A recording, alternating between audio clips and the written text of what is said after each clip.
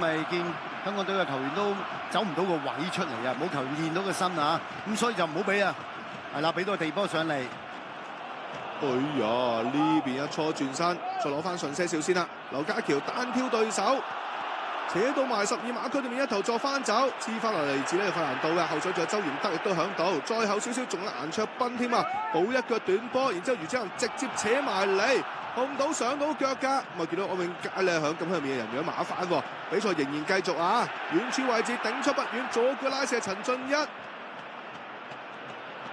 我諗住盡快撒個波埋去補一補啦，但係都俾白山強成功封到，但係好嘢啦！嗱呢頭甩完控球權，嗰頭封翻你去路，做得好好啊！今日暫時斌仔係好有紀律性啊！今日響中場嘅掃蕩方面穩打穩紮啊，真係佢都冇辦法啦！呢個波咁樣走咗埋嚟嘅時間唔出嘅唔得，如果唔係啦，拉基荷身咧就俾佢空地個波咧一轉到身咧就危險啊！咁所以呢個波都埋嚟係逼到佢咧就跌咗喺度啦，犯規啊！個波都開出嚟冇問題啊！咁啊，亦都夠晒人嘅。咁我哋防守暫時問題不大啊。係暫時佢哋即係走唔甩我哋香港隊嘅球員啦，同埋佢哋一個組織上嚟嗰啲波唔係話即係好有威脅啊。好多時佢哋啲猜傳咧都係喺自己後場，嗱好多時都放啲咁嘅長傳上嚟咧係比較遠嗰啲波咧，再接應第二下咧就唔係咁好啊！今日啊，哎呀，犯咗一個波。呢邊係查祖利啊，啄隻腳埋，有啲辣味喎。其實今日打孟加拉都，所以今日有翻費蘭島啦。嗱，前場多翻個保護皮球啦，同埋搏摟能力比較高嘅球員喺度，緊要嘅呢方面啊。費蘭島經驗好豐富，佢知道幾時有機會頂多個位 hold 多個波，佢就搏到犯規啦，可以。啱過下，冇人幫佢啊！靚啊！哎呀！個波爭少少攞到就好啦，攞唔到咧個波，因為原來接得好快嘅關係。余子南就企到個位啦，而咧就艾華頓都俾到噶啦，係爭好少嘅啫嗰個位置啊。不過最緊要都係保住個領先優勢，完上半場先啊！依家你大家知道孟加拉啦，其實呢場賽事就算作客都係1分都不能少噶啦。如果仲想 keep 住個出線嘅希望的話，咁如果我哋咧港隊可以領先住去到下半場的話咧，李小恒大紅人喎，哇頭先咧就賽前啦嚇，現場報幕員話講佢嘅名字，即係宣佈呢個後備名單嗰陣啊，佢都零舍多掌聲㗎嚇。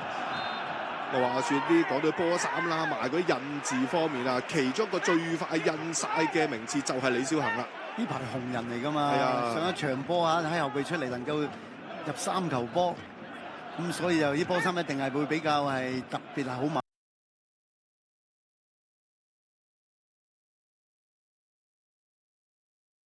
因為響上海申花都係人氣急升啊，而家向中超方面，即係呢兩個比較係人氣急升啲啊。係，如果睇到幅相咧，最快寫住受慶就呢兩個名字咯。好啦，前場又有個邊路位置一個罰球先啦。好啦，呢個罰球由艾華頓去處理。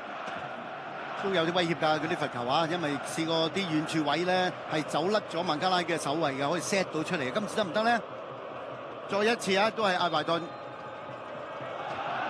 個波唔係好高啊，今次頂翻轉頭，艾華頓都攞得到嘅，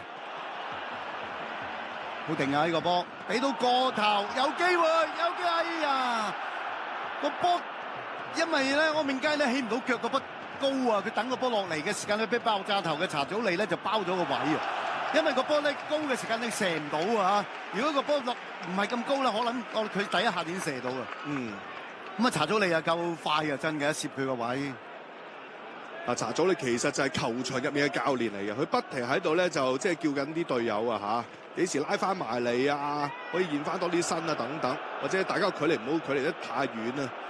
有時候咧就孟加拉可能3線個距離都有少少咧就真係斷咗層嘅，再做翻上嚟，如果就去到摩沙連啦，暫時摩沙連今日發揮冇上場波咁生猛喎，冇上場呢個新星方面啦，喺我進攻中場位置啊，尤其是手轉攻方面都幾爽啊啲波啊，自己有能力可以掹到個波上嚟，咁佢就自己嘅踢法都想模仿下迪布尼嗰款添啊，一個出色嘅進攻中場咁樣。